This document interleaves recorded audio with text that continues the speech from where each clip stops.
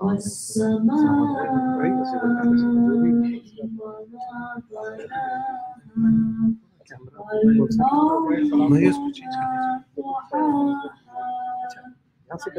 ونفس وما سواها فألهمها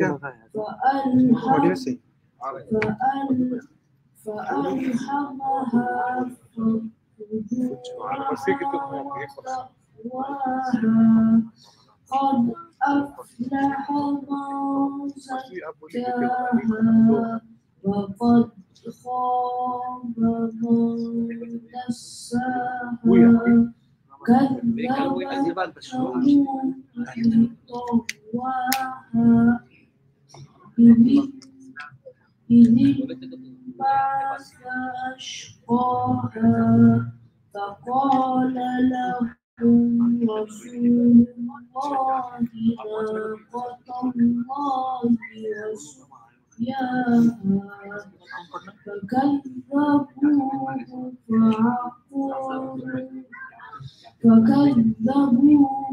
فعقروها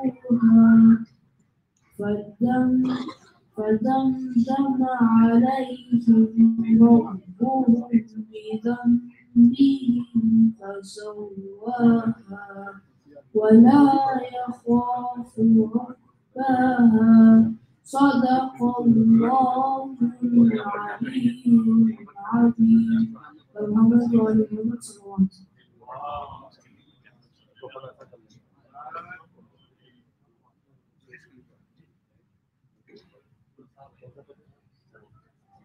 बारे दिगर सलवात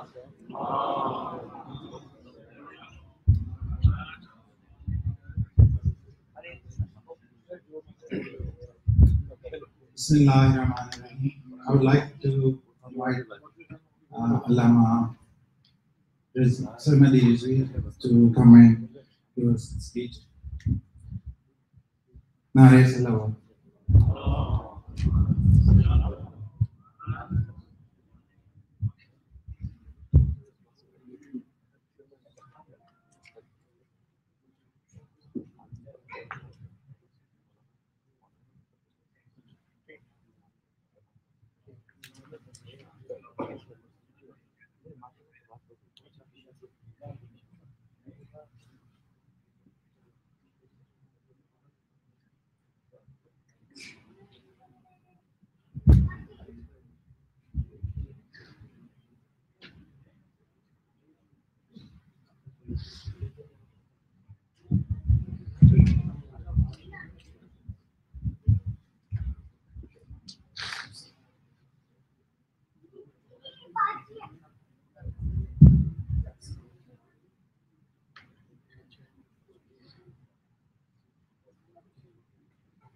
I would like to request the Mu'mineen to please come to the Farshi Azan. Those who are able to listen to my voice, please come to Farshi Azan and sit on the Farshi. Rahimullah man qara'a al-Fatiha.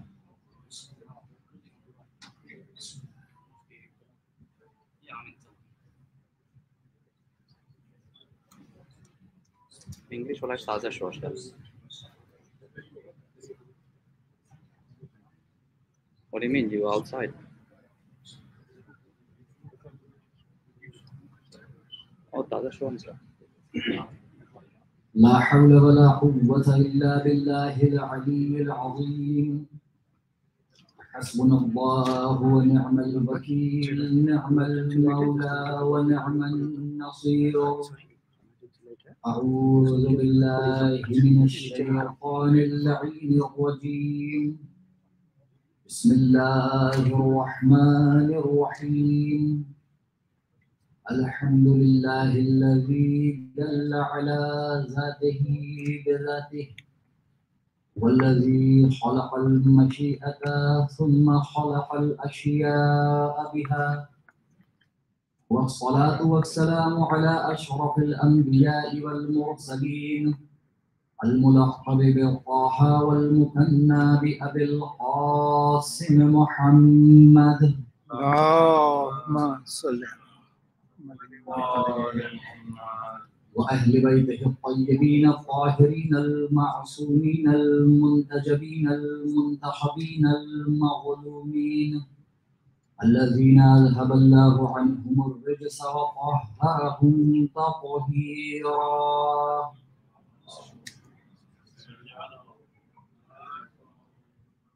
واللعنة الدائمة الباقية على أعدائهم أجمعين من الآن إلى قيام يوم الدين. أما بعد، فقد قال الله تعالى في القرآن الكريم: بسم الله الرحمن الرحيم. إنما وليكم الله ورسوله والذين آمنوا الذين يقيمون الصلاة ويؤتون الزكاة وهم راكعون. صدق الله العلي العظيم. صلوات محمد وآل محمد.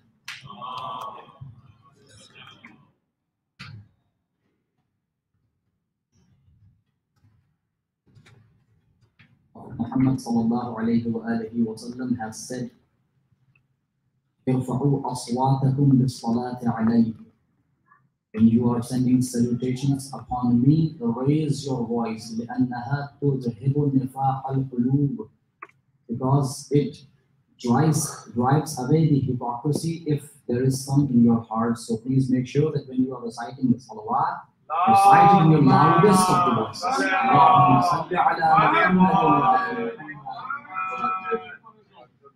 Before I start the discussion, I would like to request the mu'mineen sitting here to recite another salawat, stand up and come near to the member so that people coming after do not face any problem. اللهم صل على محمد وآل محمد. اللهم صل على محمد وآل محمد. With your loudest voice of salawat, please come forward. MashaAllah. اللهم صل على محمد.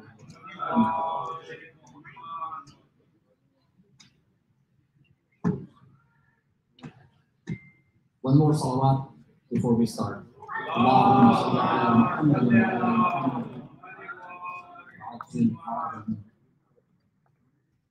Last night we started the topic of wilayat of Ahlul Bayt and Tawassul.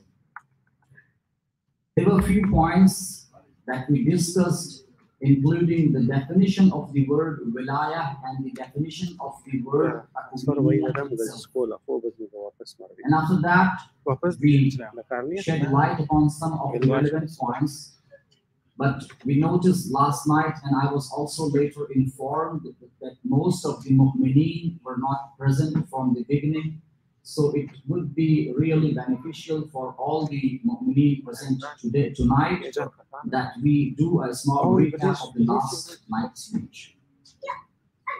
We started our discussion saying that wilayah has two types. One is al-wilayatul tashri'iyyah, and the second one is al-wilayatul taqwiniyyah. Al-wilayatul tashri'iyyah relates to sharia. That means the authority of Allah alone and alone to make rules, to design sharia, and to let people know the sharia and Islamic laws through Muhammad and Al Muhammad. Our discussion will not be upon this wilayat tashri'iyyah. Our discussion will revolve around al-wilayatul taqwiniyyah. The word al-wilayatul taqwiniyyah will be explained to you in a while. I told you that taqwiniyyah, if we remove the additional letters here, which are there because of certain Arabic rules, the real word is taqween. The noun is taqween. And the meaning of taqween is to bring something into existence. I gave you a reference of the dictionary, and any of the Arabic dictionary that you refer to, you will find the meaning of taqween. Kawwanahu fatakawwan. He created it, so it came into existence. Ahdathahu fatahaddath. He brought forth something into existence, and therefore it came into existence. So the word taqween, its meaning is to bring something into existence, or it also sometimes refers to having the authority to bring about change into something that already exists. And I hope your minds must be thinking about the different miracles and the karamat that you have heard about the Ahlul Bayt alayhimus salam. Inshallah, we will be narrating some of those incidents in the coming nights and tonight also, inshallah. So this is the meaning of the word takween. The meaning of the word wilayah, as I told you last night, the real meaning of the word wilayah is qurb, which is closeness. Further meanings of the wilayah are derived based upon this real meaning, and those are not the real meanings. For example, nusra, that means to help, or mahabba, that means to love or love itself. All these meanings are derived based on the real meaning of the wilayah, which is qurb, closeness. When we define Allah's wilayah, we say that Allah is wali in the meaning that He is the closest one to His existence, to His creation. Whatever He creates, He is the closest one to His creation. And because of this closeness, other meaning of the words of wilayah are derived. That means if He is the closest one, He is the one who loves us most. And therefore we should be loving Him the most. If He is the closest one, then He is the best helper that we have. Ni'mul wali, ni'mal mawla, ni'mal wali. He is the best wali and the best mawla. If He is the closest one, then He is the most loved one and the one who loves us. And we have in narrations that Allah loves every creation of His 70 times more than a mother does. If our mother, for example, loves us, or if my mother loves me, for example, this much amount, then Allah loves me 70 times more than this much amount. And when in the Arabic language the word 70 is used, it is not the 70 that comes after 69 or before 71.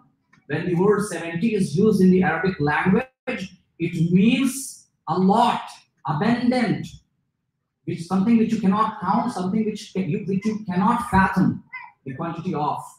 So when we say 70, that means Allah loves us so much that we cannot even imagine. It is our duty to at least realize that when Allah loves us so much, isn't it the right of Allah upon us that we should love Him back as much as we can, as a result of which we do not sin when we know that we are always present in His presence. Sallu ala Muhammad wa ali Muhammad.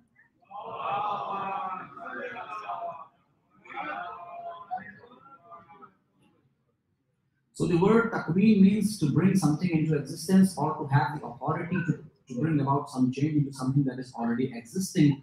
Wilayah means closeness, and therefore al-wilayatu, we define it in this way, that Allah and Ahlul Bayt alayhimus salam, by virtue of the wilayah that comes to them from Allah, Allah is the owner of this wilayah taqweeliyah, which means that Allah has all the rights and the authority to bring about into existence anything and to bring about change and to bring change into anything that already exists.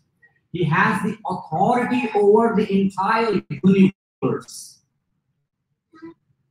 Whenever He wills, something comes into existence. He says, kun fayakun. Allah doesn't even need to say this word because Allah does not have any tongue. It is only for that the moment He decides about something, that thing comes into existence. So therefore, this is al-wilayatu taqweeliyah. And we explained that wali, if it is Allah, or if it is Rasulullah, or if it is Ahlul Bayt alayhimus salam, wali is someone who is always close to the Mawla alayh. Imam Ali alayhi salam, Allah is the Mawla, we are the Mawla alayh. They are the closest one to us with regards to existence. And we have proofs from Quran itself. Allah says, وَهُوَ مَعَكُمْ أَيْنَمَا كُنْتُمْ. Allah is with you wherever you are. Because if we consider this ayah in the physical sense, then we have to limit Allah into the boundaries of time and space. So it is in the sense that wherever you are, Allah, by virtue of His wilayah,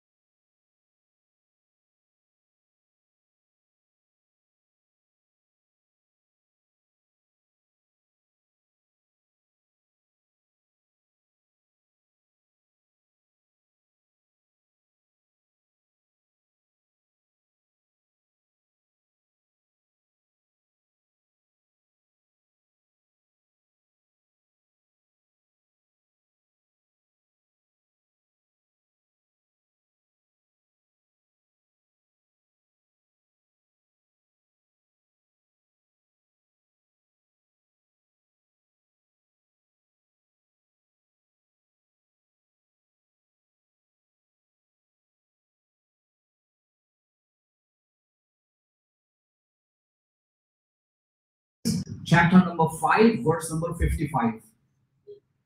Innama waliyukumullah only and only Allah is your wali, wa rasuluh, and Rasul is your wali. وَالَّذِينَ آمَنُوا وَيُقِيمُونَ الصَّلَاةَ وَيُؤْتُونَ الزَّكَاةَ وَهُمْ رَاكِعُونَ. And those who believed and they carry out their prayers and they give zakah while they are in ruku. And they give the alms while they are in ruku. And we know the incident behind this verse that Imam Ali alayhi salam, while he was standing in the mosque, he was in the last row, and a beggar came to the mosque and asked people for some help, but because everyone was busy in the prayers, no one was able to help. And the beggar said, "Oh Allah, be my witness that I came to your house and no one helped me." And then Imam Ali, during the ruku, pointed out his finger like this, and the beggar understood, and he took the ring outside from the finger of Imam Ali alayhi salam and went away. And this verse then was revealed that your wali is Allah and his Rasul and those who keep up the prayers and give zakat while they go. So now we know the point here is that Allah has not repeated the word wali in this verse. Allah says, "Innama waliyukumullah," and He does not say "waliyukumur rasul," "waliyukum rasuluh." For example, Allah has used the word wali only once in the beginning of the verse, and the ulama say, and the Ahlul Bayt themselves have said that Allah has used the word wali only once in the verse, so that people must understand that this wilayah that Allah has is the same wilayah that Rasulullah and Ahlul Bayt alayhimus salam have. There is no difference between the wilayah. That means the same wilayah that Allah has, the same wilayah is coming to Rasulullah. But because we are discussing the topic of the different grades of wilayah, when it comes from Allah to Rasulullah, of course, it is in accordance with the intensity of the existence of Rasulullah. And we all very well know that the intensity of the existence of Rasulullah is different from the intensity of the existence of Allah. His existence, Allah's existence, is far above and far beyond any other existence. And that is the reason why we see the difference in the grace of the wilayah. If you could recite a salawat on Muhammad.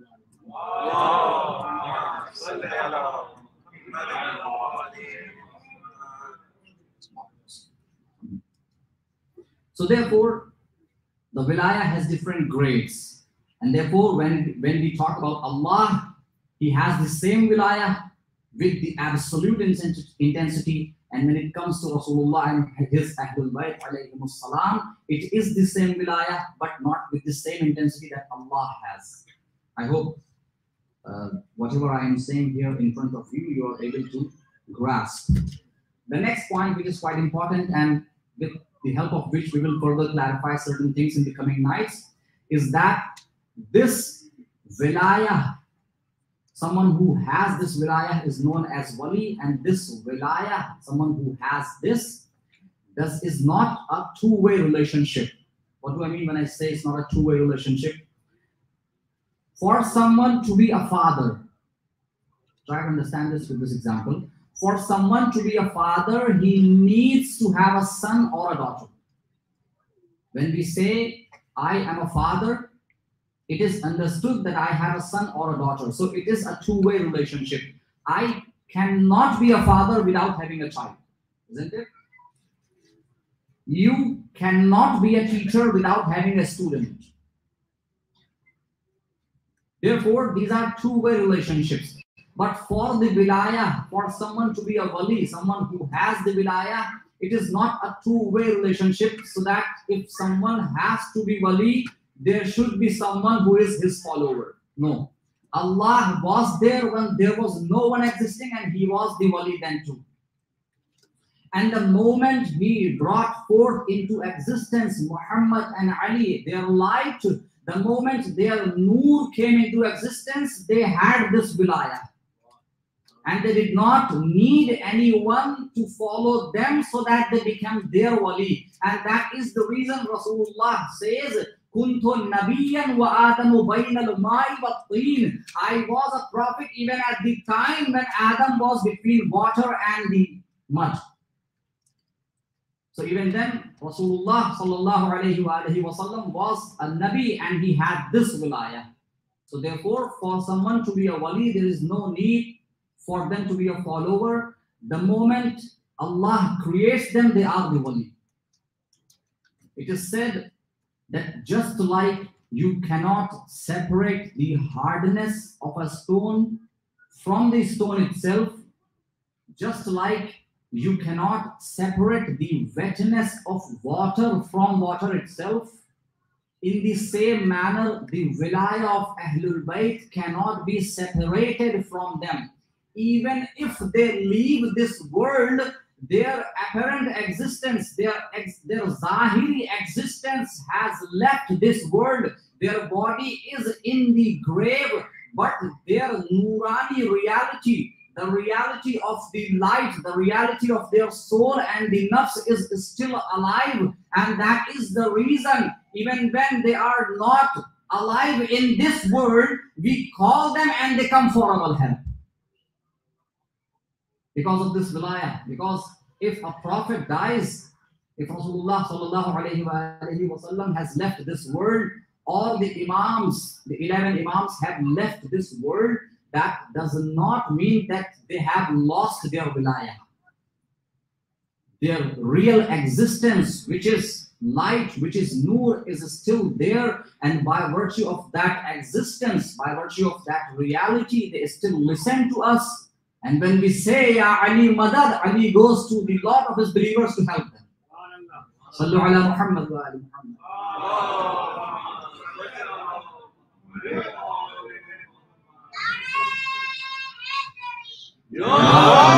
MashaAllah. And just because we do not want this discussion to be dry, even though everything, knowledge is sweet if we only realize this. Ilm, knowledge is so sweet that scholars even forget eating their lunch or dinner when they are totally absorbed in reading books. And then you have the true knowledge. We have statements coming from even a child in the clan of Imam Hussain alayhi salam, where he says, this is not, of course, a state of Masai, but I just want to refer to this, that when you have the real knowledge, you understand, you realize the sweetness of the reality of knowledge, where you say, Kaif al-mawtu indak, oh my son, how is death near you? The 14-year child is saying, Al-mawtu ahla min al-asal. For me, death is sweeter than honey.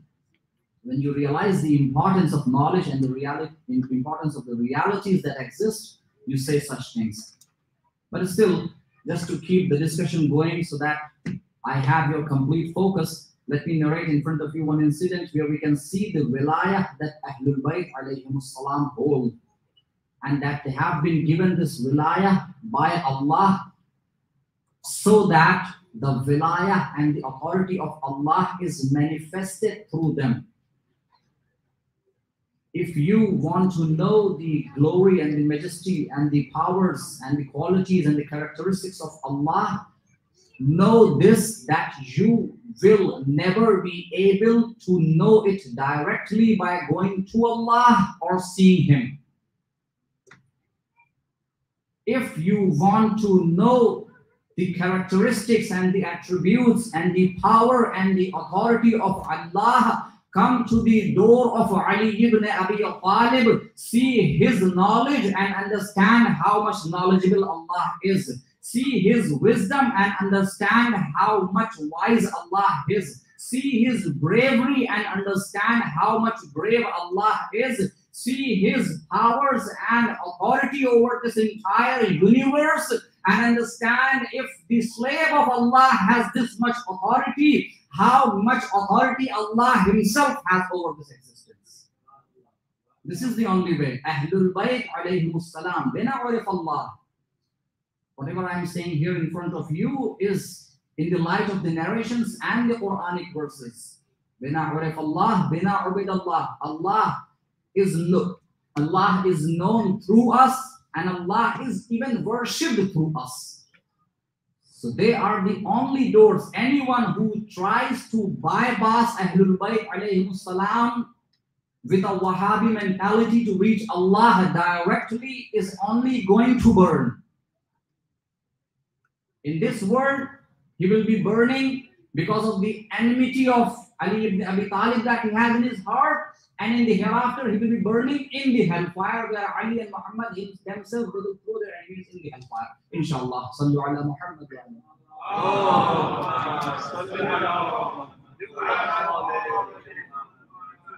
And because I have said this thing, this is not something that I am saying because I'm in the flow of Chataba. Quran says, where Allah is saying, فَأَلْقِيَا فِي جَهَنَّمَ كُلَّ كَفَّارٍ عَنِيدٍ. Oh, you too, throw in the hell all the disbelievers who have hate in their hearts. Oh, you too, Ya Ali, Ya Muhammad. Throw your enemies in the hellfire, whoever have both in their heart for you. So this is not something that I am saying from my own pocket. The Quran says, Ali ibn Hasimun Nar wal Jannah. This is the meaning of the Hasimun Nar wal Jannah. Please recite the salawat on Muhammad wa Ali Muhammad.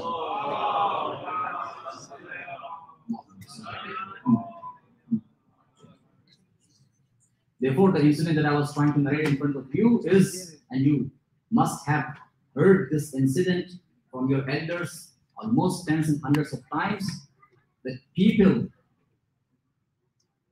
who would always be ready to not lose any chance to mock Ali Muhammad, and Allah's curse be upon them, people who used to mock them, they came to Imam Ali and they went to a woman first and they said that, can we take your son and wrap him in a shroud and take to Ali, so that we ask him that this man, this boy has died. Can you please recite Namaz al-Janazah?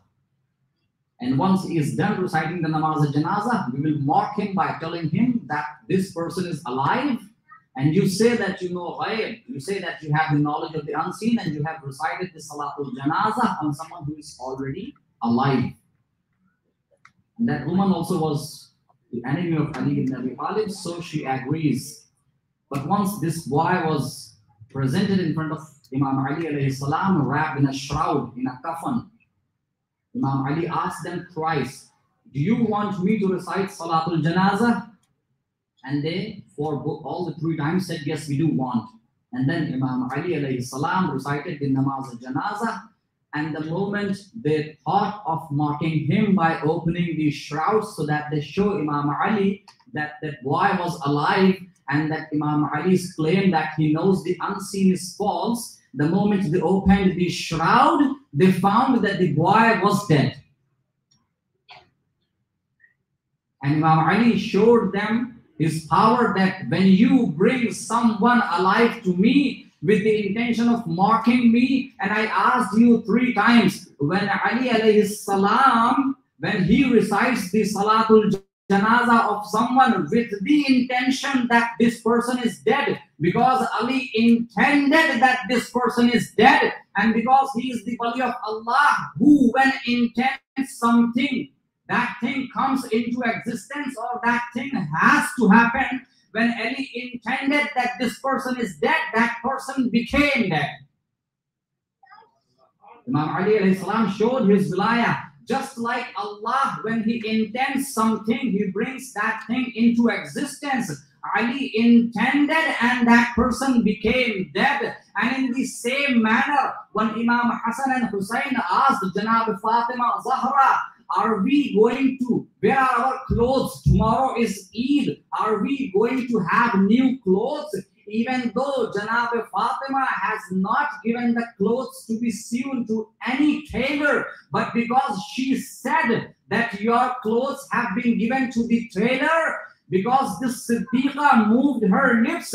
So whenever she says something, that has to happen, because she is the wali of Allah. So the Rizwan Jannat had to come down to door of Zahra, and he did not introduce himself by saying that I am the Rizwan of Jannah. He says, I am the tailor of Hassan and Hussein who has come to your door with the clothes.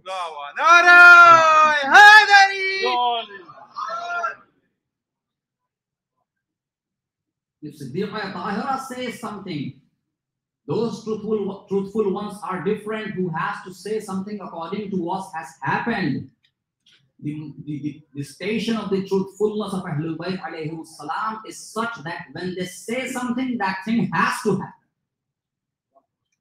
But when we recite the Fazail of Ahlul Bayt alayhi salam, it has been said by one of the scholars that in the Fazail of Ahlul Bayt alayhi salam, we have the Masalih. Because when we read their Fadail, when we read the different maqamat, the different stations that were given, that have been given to them by Allah, and they still have those stations, people were so jealous of them. People did not realize the value they had. People did not realize the place they held in the Ummah, that they did so much oppression on Ahlul Bayt alayhi salam. Yes, my dear brothers and sisters, tonight is the night when we remember Imam Hussain alayhi salam and his family and his holy companions. And we remember those days when Imam Hussain alayhi salam reached Karbala. This is of course something easy for me to say, but even if we sit and realize this tragedy, that Imam Hussain alayhi salam had to leave first of all Medina, and he had to leave behind himself his daughter Fatima Sughra. We have in narrations that on one hand we have Janab Ali Akbar alayhi salam, who was the Shabih of Rasulullah, who resembled Rasulullah very much. We also have in narrations that Janab Fatima Sughra, she resembled Janab Fatima Zahra salamullah alayhi. And that is one of the reasons ulama say that when Janab Zainab salamullah alayha asked his brother Imam Hussain alayhi salam that we also take Fatima Sughra with us to Karbala, Imam Hussain says, I know that once I am slain on the land of Karbala, my enemies will come and captivate the women of my house. I do not want someone who is the Shabih of my mother Fatima to come in the land of Karbala in front of the impure eyes of the enemies. So Imam Hussain left Fatima al-Sughra in Medina. Ya Allah, it is so hard to recite these masaib, only if you realize what tragedies befell on Ahlul Bayt alayhimus salam. Yes, my dear brothers and sisters, this qafila now reaches a place where the narrations say that the horse of Imam Hussain alayhi salam stopped moving forward. Imam Hussain alayhi salam asked his companions to bring another horse for him, and it is mentioned that people kept bringing almost 40 horses for Imam Hussain alayhi salam, but none of the horses would move even an inch. Imam Hussain is just trying to let people know, or else he already knows what this place is. He asked his companions, called the people of this place. People came to that place, and Imam Hussain alayhi salam asked them, what is the name of this place? Someone says, Ya Imam, the name of this place is Shaqul Furat. Imam says, does this place have any other name? Someone says, the name of this place is Ghabiriyah. Imam once again asked, does this place have any other name? Someone said, yes, Imam, the name of this place is Nainava. And the Imam kept asking, and he asked, does this place have any other name? And someone said, yes, Imam, it also has one more name. This land, this Arab is known as Karbala. And then Imam Hussain alayhi salam says, Hada Arab karbin wa bala. This is the land of trials and tribulations and calamities. I know that I will be slain on this land, and my people, my companions will also be slain on this land. Even the kid, Ali Asghar, will also be slain on this land. Our women will be taken captive on this land. Allahu Akbar, Allahu Akbar. It is so hard to recite this masayib in front of you, my brothers and sisters. Now Imam Hussein moves forward towards the land of Karbala, and then he calls the people, the tribe that was living there known as Bani Asad. Imam Hussein tells them that I would like to buy this land from you. And those people told Imam Hussein, "Oh Hussein, please do not stay on this land, because we have seen that this land, anyone who has come and stayed on this land, he has seen a lot of difficulties and tragedies befalling upon them." But Imam Hussein alayhi salam says, "I know very well the tragedies that will befall upon me, but Allah has decided to take the exam of this Muslim nation, and He will test them with my blood and the blood of my family members and my companions." So Imam Hussein alayhi salam buys this land from Bani Asad in 60,000 dinars, and then he asks Hazrat Abbas alayhi salam to install the tents on the different places. And then Imam Hussein, because he knows that he is going to be slain in this land of Karbala, people will come and they will take away the body of their relatives, but no one will come to take the body of Hussein alayhi salam and to carry out his burial. So now Imam Hussein walks towards the elders of Bani Asad and asks them, "Oh, the elders of Bani Asad, please do promise me when I will be slain in the land of Karbala, you will come and carry out my burial." But still Imam Hussein alayhi salam, after saying this, he feels that may the elders not get this time, and may the elders will not have the courage to come forward. He then now moves towards the youth of the Bani Asad, and he says, "Oh, the youth of Bani Asad, even if the elders do not dare to come and carry out the burial, promise the son of Fatima that you will come and carry out the burial of me and my companions." Yes, my dear brothers and sisters, this is the night. This is the night when we cry over these tragedies.